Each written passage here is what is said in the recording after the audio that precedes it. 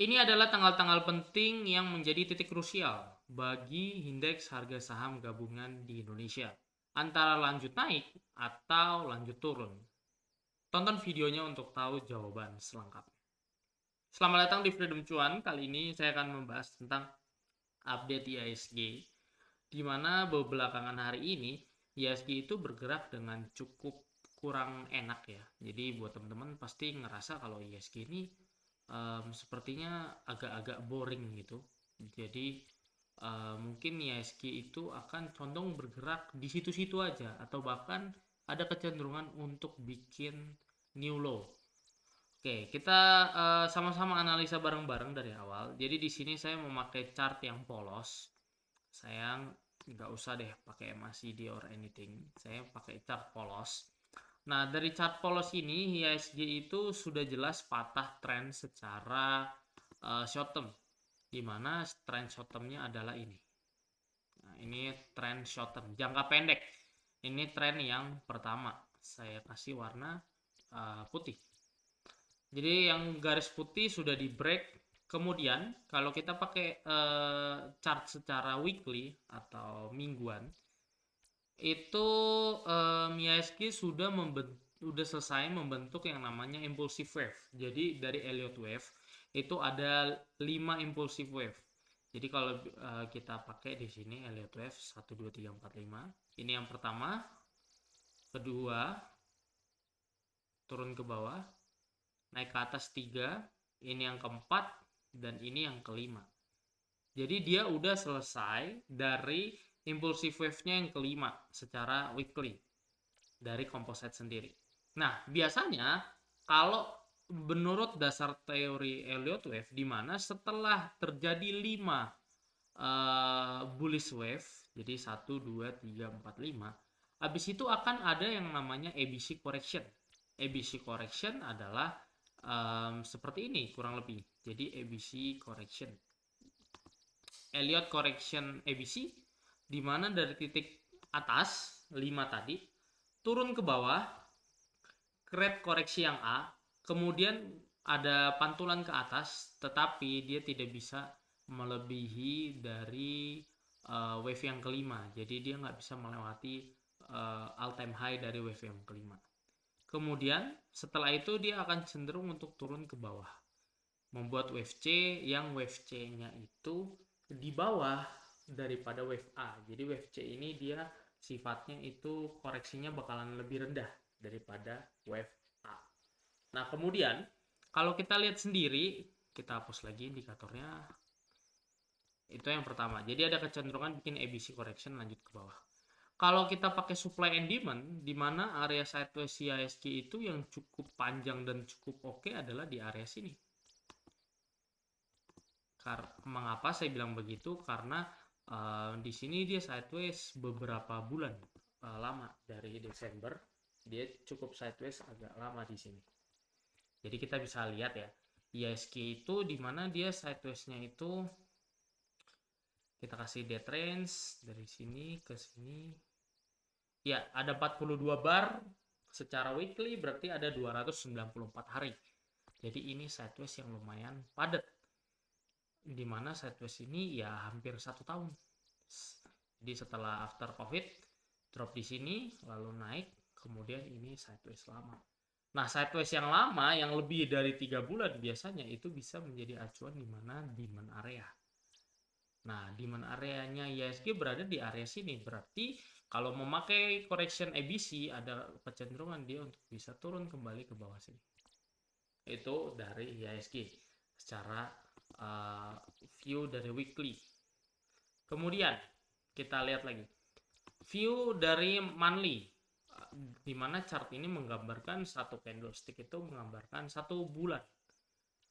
Di mana view dari monthly itu IHSG juga secara monthly juga sudah mulai patah tren, di mana trennya itu harusnya di sini.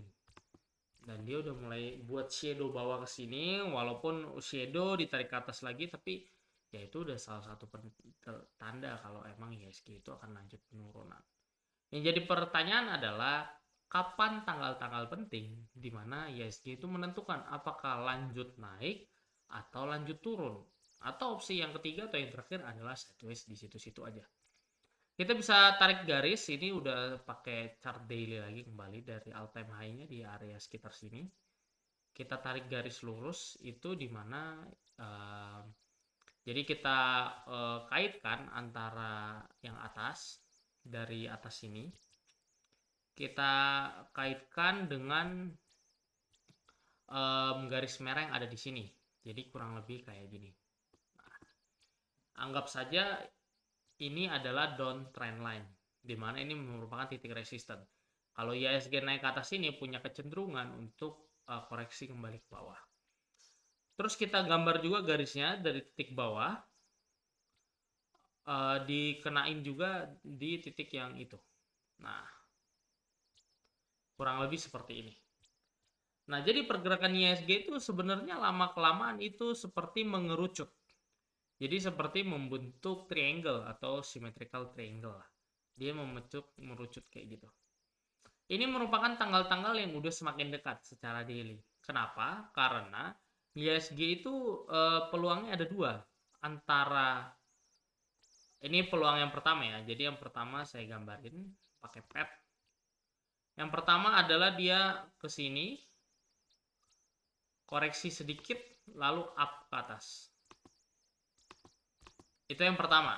Atau yang kedua, justru dari sisi sebaliknya, dia itu ada potensi untuk naik juga sama, tapi untuk melanjutkan penurunan ke batas yang lebih bawah. Jadi di sini dia turun ke bawah, nge-breakdown. Itu dari kecenderungan IHSG. Nah, tanggal-tanggal yang penting adalah di sekitar tanggal 1 Juli.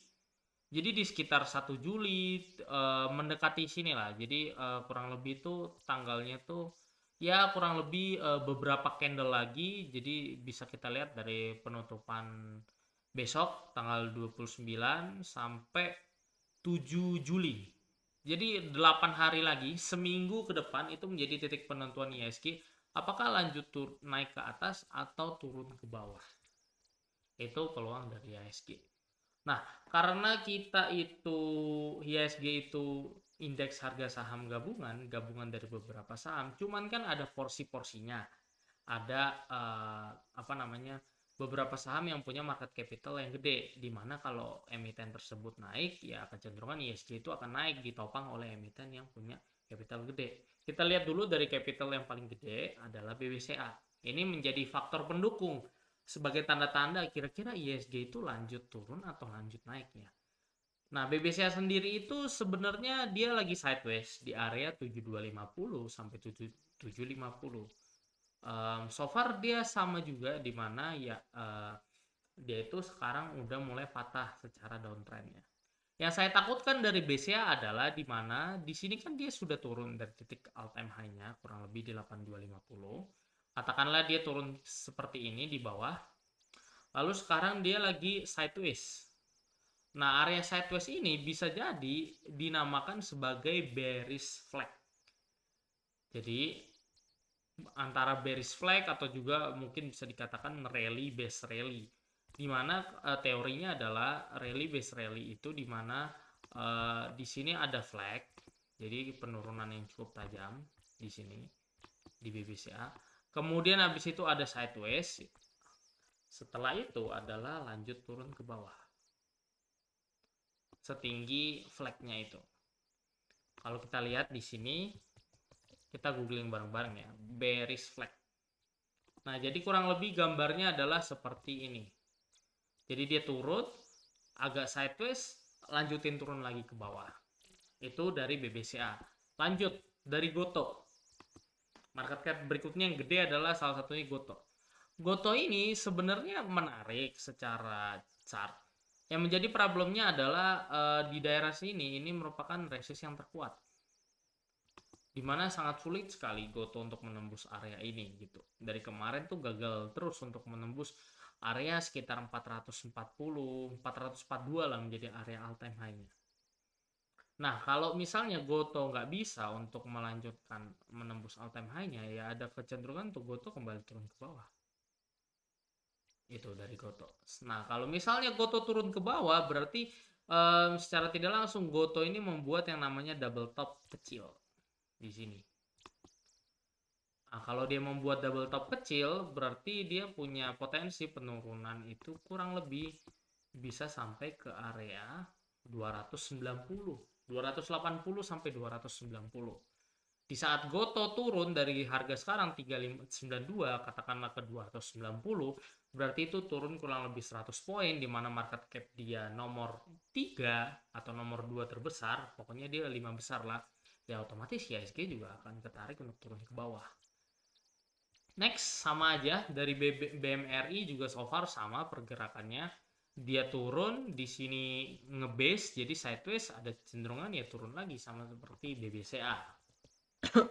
Dari BBRI juga sama, turun sideways, bahkan di sini BBRI itu sudah mulai ada tanda-tanda ya untuk dia akan membuat yang namanya new low. Jadi 4260 ini menjadi titik acuan di mana BBRI berada. Jadi kalau dia tembus di bawah 4260 ya goodbye untuk BBRI. Sama yang terakhir BBNI, yang mungkin orang lebih suka BBNI daripada yang lainnya dari kemarin-kemarin. Cuman ini juga udah ada tanda-tanda kalau dia akan kecenderungan bikin new low lagi. Hati-hati untuk BBNI, bahkan di sini ada pola yang namanya descending triangle. Kalau ini confirm untuk descending triangle, berarti penurunannya dari BBNI ada chance untuk dia bisa turun ke 6100. Atau enggak paling enggak dia bisa turun lah area sideways-nya di sini lagi. Jadi so far itu dari kacamata saya pergerakan tentang composite.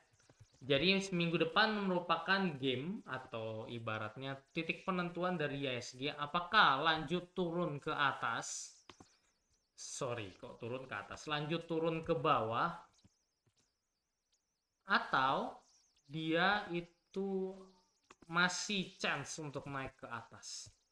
Jadi apakah turun ke bawah atau lanjut naik ke atas? Gimana pendapat kalian? Kalian langsung komen di bawah aja. Tapi kalau dari pendapat saya pribadi, saya melihat IHSG ada peluang untuk potensinya ke A. Dilihat dari tadi chartnya BBCA, BBNI, BBRI, BMRI, Goto, ya semua chartnya pada di area resisten. Semua big bang empat-empatnya habis turun lagi buat sideways, ya kecenderungan setelah itu turun lagi bearish flag seperti yang ini tadi. Goto udah di area resisten yang kuat, apalagi katanya Goto itu bakalan rutin right issue terus setiap tahun. Ya namanya right issue terus ya udah bakalan ketahan di area 400-an, nggak bisa ditembus. Gitu aja, jangan lupa untuk like, comment, share, subscribe ke teman-teman kalian, share juga. Join Telegram kita ada di t.me/freedomcuan, itu gratis. Dan kalau mau komen-komen video-video apa lagi, tinggal komen aja. Gitu aja, sampai jumpa di video-video selanjutnya.